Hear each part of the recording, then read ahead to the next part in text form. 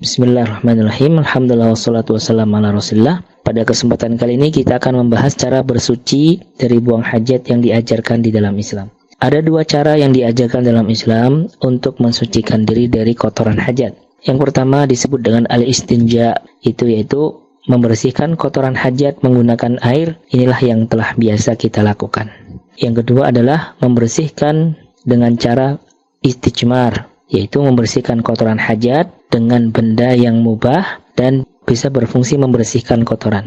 Yang dimaksud dengan benda maksudnya adalah benda padat selain benda cair. Mubah maksudnya adalah benda itu halal untuk digunakan, bukan benda hasil curian ataupun benda hasil ghasab dan yang lainnya. Kemudian bisa berfungsi membersihkan, artinya bisa menghilangkan kotoran buang hajat. Nah, inilah 3 kriteria untuk sarana ataupun alat yang bisa digunakan untuk beristijmar. Contohnya seperti batu, kemudian tisu, dedaunan, kayu, dan yang lainnya. Berikutnya tentang istijmar. Istijmar ini harus dilakukan minimal 3 kali. Kalau istijmar di bawah 3 kali usapan tidak boleh. Minimal 3 kali usapan. Karena Nabi SAW mengatakan, "Idza dhahaba ahadukum ilal ghaid falyastatib bi thalathati ahjarin fa innaha tujzi'u anhu." Jika kalian buang hajat, maka bersihkanlah dengan 3 buah batu, karena itu telah mencukupi untuk membersihkan kotoran hajat. Berikutnya kita akan membahas tentang hukum buang hajat menghadap kiblat. Ada 2 rincian untuk menjawab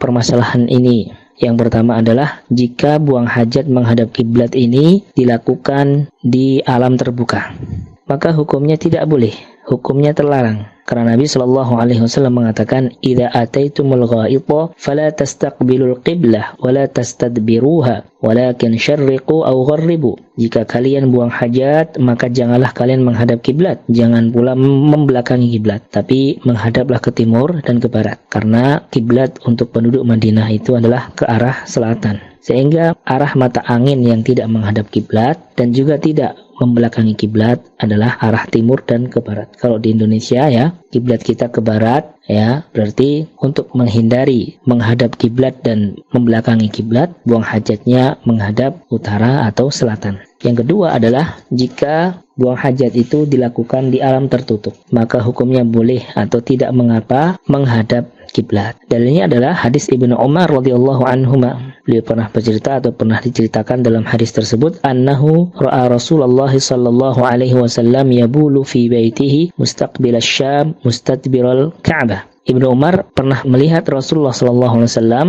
buang air kecil di dalam rumah beliau, dalam rumahnya menghadap ke Syam dan membelakangi Ka'bah. Kemudian hadis ini ataupun kesimpulan ini diperkuat oleh hadis dari Marwan al-Asghar. Beliau berkata, "Ana khabnu Umar." Ibnu Umar pernah menambatkan ba'irahu, ontanya mustaqbilal qiblah, di arah kiblat. Tsumma jalasa yabulu ilaih. Kemudian Ibnu Umar buang hajat dengan pembatas ontanya tersebut. Berarti buang hajatnya menghadap ke onta.